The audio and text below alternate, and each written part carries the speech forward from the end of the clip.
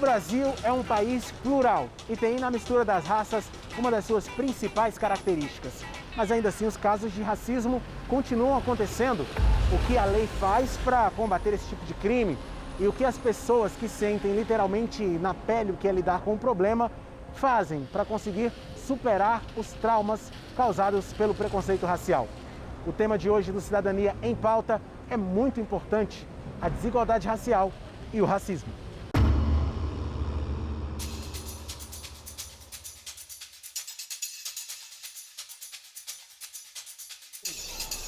O IBGE considera como população negra todas as pessoas que se autodeclaram pretas ou pardas. São 56% da população brasileira, 120 milhões de pessoas. E mesmo este sendo o grupo étnico que representa a maior parte da população brasileira, ainda assim é chamado de minoria. Não por uma questão de quantidade, e sim porque eles são desfavorecidos do ponto de vista social.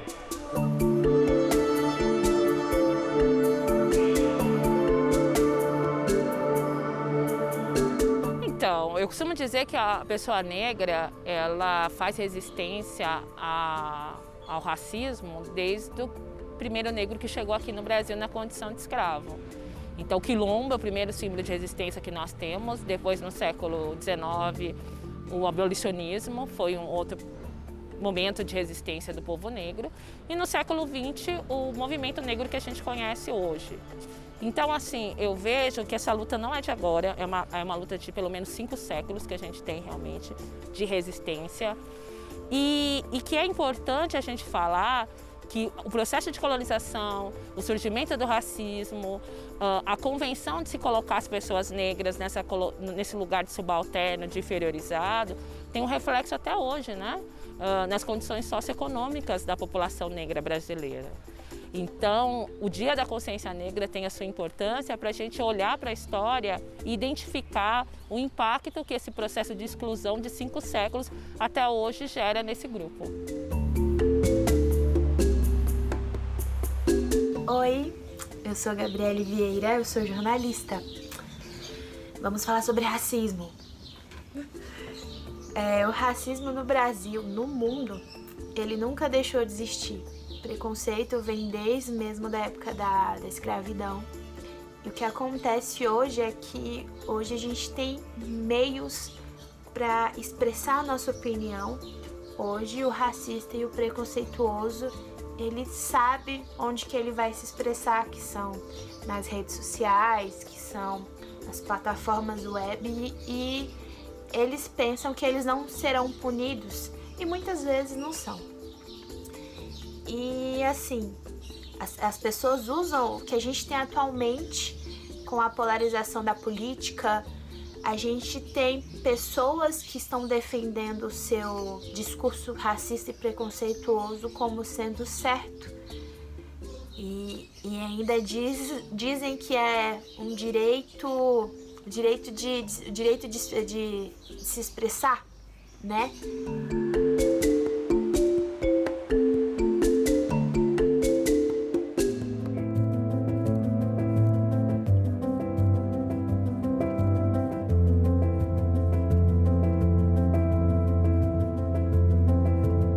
Meu nome é Samantha Peçanha e eu sou jornalista.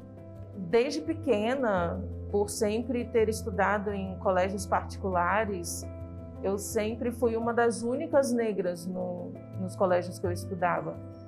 E eu sempre sofri muito bullying por isso, né? Hoje o bullying é muito recente, entre aspas, mas antes a gente falava que era chacota, ou então era uma brincadeira. Mas sempre falavam que o meu cabelo era de bombril, e às vezes me batiam. E eu sempre tive que lidar com isso nas escolas que eu frequentei. Então, desde pequena, ser considerada negra para mim era como se fosse uma ofensa, né? Não necessariamente porque eu achava isso, mas porque a sociedade colocava isso para mim.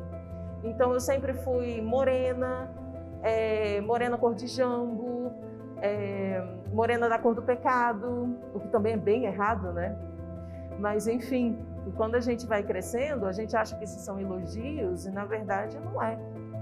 E quando eu saí da faculdade, estava próxima de me formar, e eu sempre alisei o meu cabelo, exatamente por ter sofrido muito preconceito na infância por causa do meu cabelo, né? De ser cabelo de bombril, enfim, que os outros falavam. Sempre alisei para me sentir bem e para ser aceita, vamos dizer assim. E quando eu saí da faculdade, que a gente vai aprendendo coisas novas, a gente vai abrindo a nossa mente para uma história, para uma causa, para uma luta, eu me descobri negra. É muito engraçado falar, você se descobriu negra? Sim, eu descobri que eu sou negra. Eu não sou morena cor de jambo, eu não sou morena, eu sou negra. E a partir daí eu falei, eu vou me assumir negra na minha totalidade. Então, vou me colocar como negra, preta, vou deixar o meu cabelo cacheado, crespo, e vou me assumir. Então, desde a saída da faculdade até hoje, né, vamos dizer assim, esse é um processo de enfrentamento e de luta das pessoas me reconhecerem negra e a cada dia mais eu me firmar como uma mulher negra.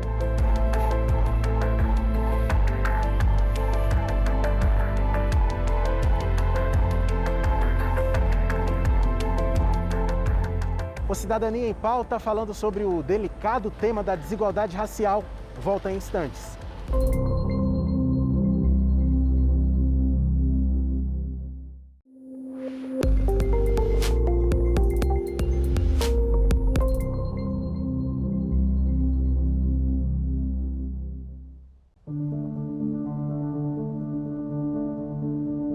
Existe lei para punir os preconceituosos e essa lei está sendo aplicada. De acordo com dados do Anuário Brasileiro de Segurança Pública, em um ano, os registros de crimes de injúria racial aumentaram 20,6%. Agora, qual a diferença entre o crime de injúria racial e o crime de racismo? Foi para isso que nós viemos até a OAB, para entender a diferença entre os dois termos.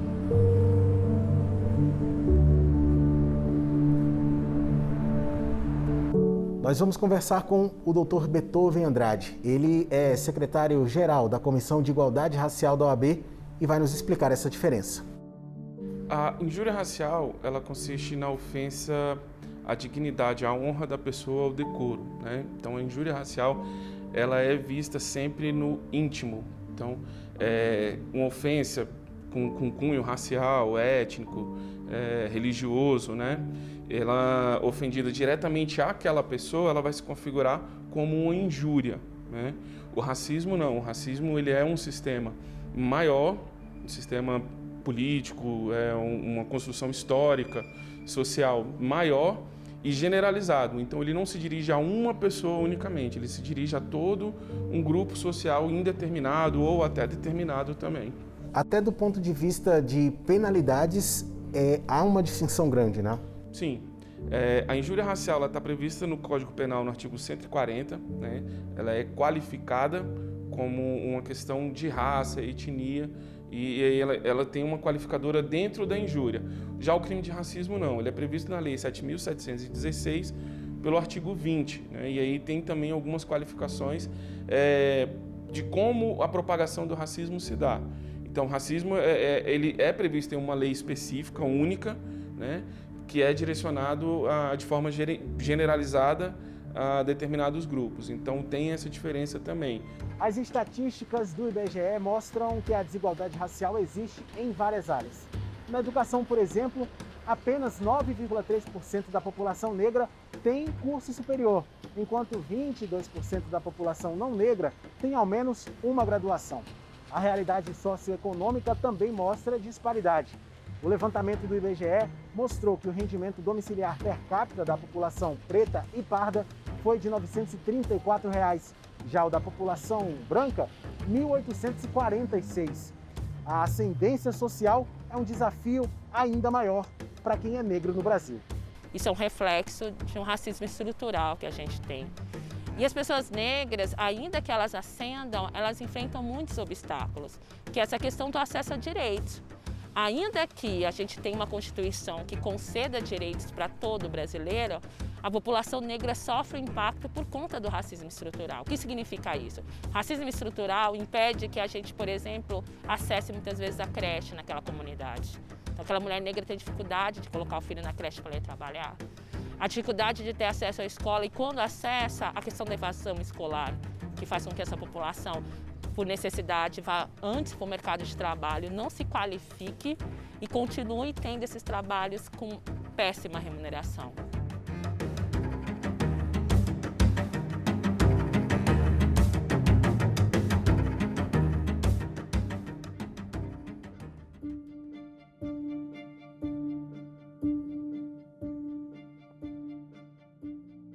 Para mim, a luta por igualdade racial não deve ser uma luta feita, travada apenas por nós negros. Ela deve ser uma luta a ser abraçada pela sociedade como um toda.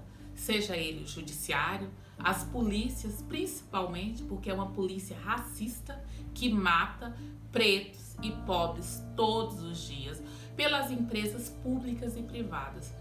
Como eu sempre digo, não basta uma pessoa dizer que não é racista, ela precisa se posicionar sendo antirracista.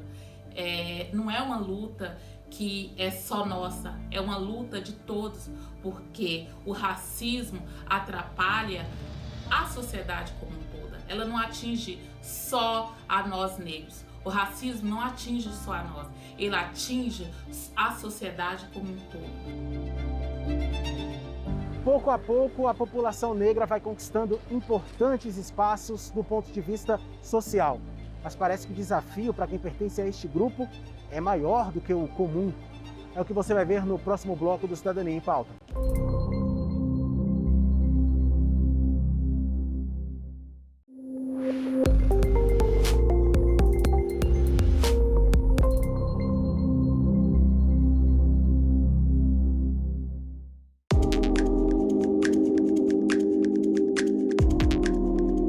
Assim como as outras mulheres negras com quem falamos na reportagem, a jornalista Ana Cristina Rosa batalhou bastante para fugir da realidade da estatística e conseguiu destaque profissional. Atualmente ela é gestora do Conselho de Justiça Federal e colunista do jornal Folha de São Paulo. Profissionalmente, você chegou num patamar em que é muito difícil, principalmente para uma pessoa negra, chegar. Queria que você falasse um pouco dessa estrada e como é que foi todo esse processo. Tem uma música que fala: você não sabe o quanto eu caminhei para chegar até aqui. Isso se aplica à perfeição, assim, no meu caso. Não só no meu, mas já que eu estou falando de mim, né? Eu realmente sou muito grata porque eu considero que eu tenho uma trajetória de sucesso profissionalmente falando, mas ela não é uma trajetória linear, não. Ela é uma trajetória feita de altos e baixos, sabe? De conquistas, de pequenas conquistas diárias.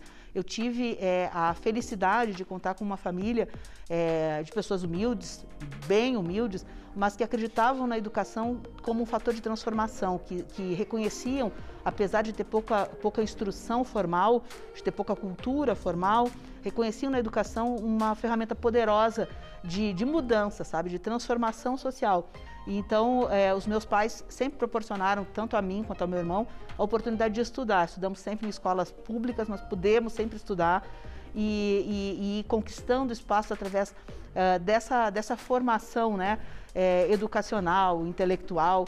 Ana, você fala de altos e baixos na carreira. Nesse momento aí em que houve essa oscilação, você muito provavelmente enfrentou o problema do racismo, né? Com certeza, e não só nos baixos, nos altos também. Sabe, Guilherme, é mais comum do que eu gostaria as pessoas se surpreenderem quando não me conhecem e são apresentadas a mim e sabem que eu sou a assessora-chefe, que eu sou a gestora da área, num tribunal superior ou num conselho federal, enfim, numa instituição pública de renome, de projeção. E até mesmo na iniciativa privada. Vou citar um caso sem contar os personagens, vou contar o milagre sem contar o santo, mas eu tive uma das situações pelas quais eu passei foi a seguinte: Eu conversava muito com uma pessoa, ela era minha fonte, mas a gente sempre se conversava pelo telefone, a gente nunca tinha se visto pessoalmente, e naquela época, na época que isso se deu, não era comum entrevista em vídeo, não tinha videochamada, enfim, era uma coisa bem... O celular estava começando a ser popularizado e tal. E aí eu marquei uma conversa presencial com essa pessoa, uma entrevista pessoalmente, não é? Até pra gente se conhecer e tal, e porque ela tinha tempo no momento, eu também fui. E ao chegar para a entrevista, eu fui anunciada para a pessoa pela secretária e tal, e a secretária me pediu para passar, né? Foi autorizada a minha entrada, meu ingresso, para conversar e fazer a entrevista efetivamente.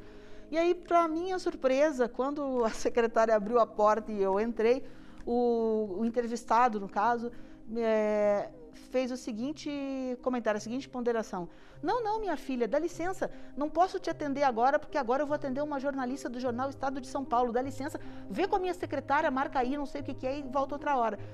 E aí eu fiquei assim, um misto de espanto com surpresa, mas consegui reagir e disse, bom, então vou voltar, obrigada, já que o senhor não tem tempo para me atender, mas achei que o senhor ia conversar comigo, eu sou fulana de tal, Ana Cristina Rosa, do jornal tal. E fui saindo. E aí aquele banzé se estabeleceu, era a secretária correndo atrás de mim, era o entrevistado correndo atrás de mim, todo mundo na turma do abafa, deixa disso, não foi mal entendido. Na verdade não foi um mal entendido, né? Foi muito bem entendido.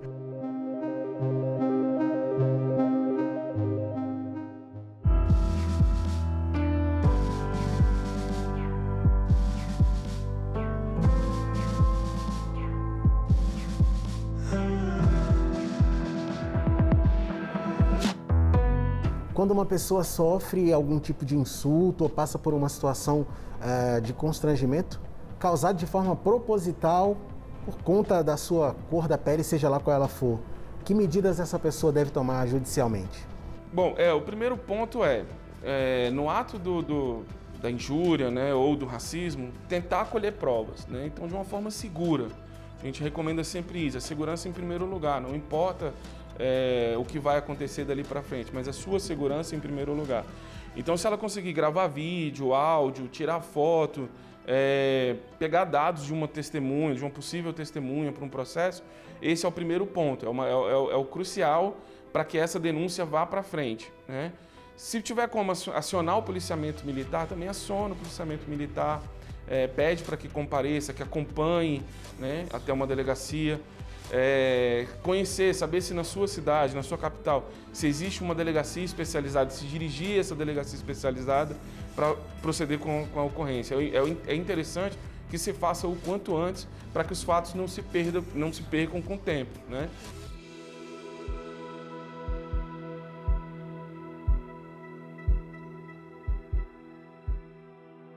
Eu falo que, infelizmente e felizmente, eu passei por diversas situações de racismo. Infelizmente, porque são situações que marcam a gente. Felizmente, porque essas situações me deixaram ainda mais forte. Eu já passei na infância, por bullying, por causa do meu cabelo. Já tive um relacionamento em que a pessoa falou que estava bom do jeito que estava, mas ia ser muito difícil me apresentar para a família, porque eu era preta. E aquilo ainda deixa marca em mim, sabe? É muito complicado, você não se aceita pelo que você é. E que não muda em nada, né, no caso. Várias vezes eu já estive em loja e não me atenderam, exatamente pelo fato de eu vi de eu ser negra. Tanto que pode falar, mas pode ser impressão. Eu estava na frente de uma joalheria vendo algumas joias porque eu queria comprar e ninguém veio me atender e tinha uma pessoa na porta. Quando meu marido chegou, meu marido é branco, quando meu marido chegou, a pessoa veio prontamente perguntar se a gente queria alguma coisa.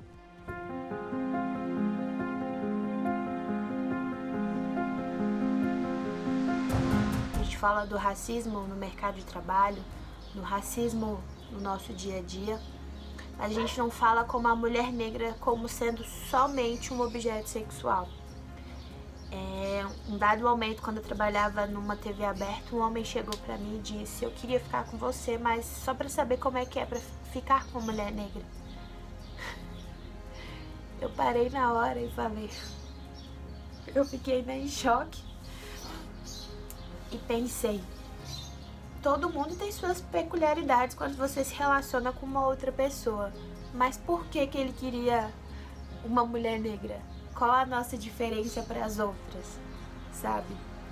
E conversando com outras mulheres negras, eu pude constatar isso, que existe realmente esse preconceito de homens olharem para as mulheres negras e pensarem que elas são somente um objeto sexual. E isso é aquela história que vem lá da escravidão, onde os senhores donos de escravos tinham suas esposas, mas iam nas cesalas e pegavam as escravas e abusavam delas, tinham relações sexuais forçadas ali, estupravam as escravas. Então, assim,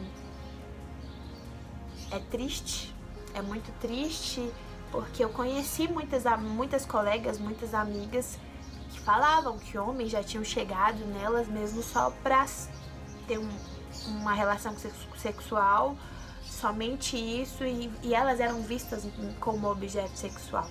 E nesse cenário, num cenário em que a camada mais quantitativa, o maior contingente da população é tratado de uma maneira inferior, como se fosse inferior, é muito importante que as pessoas, que os negros se sintam capazes, que consigam fugir da máquina da inferiorização, que não se deixem abater, que procurem manter uma autoestima elevada e que acreditem, sobretudo, que acreditem na sua capacidade.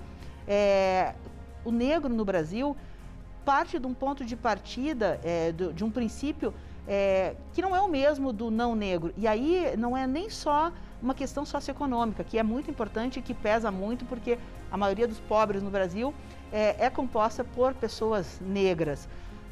Mas é claro que existem não negros pobres no Brasil, não é isso. A questão é que o tom da pele, a negritude representa na prática uma espécie de desvantagem comparativa na medida em que o negro é discriminado no ambiente de trabalho, no acesso ao emprego, no acesso à educação, numa loja. A partir do momento que negros não ocupam espaço de poder ou negros estão marginalizados, a sociedade está perdendo. Então essa luta deve ser abraçada por todos e não apenas por nós negros. Conversamos com mulheres negras, não por acaso. De acordo com a última divulgação da Pesquisa Nacional de Amostra por Domicílio, a PNAD do IBGE, uma mulher negra precisa trabalhar o dobro do tempo para conseguir um salário equiparável ao de um homem branco. Elas sofrem preconceito por sua etnia e por seu gênero, mas todas estão indo contra as estatísticas e vencendo o preconceito.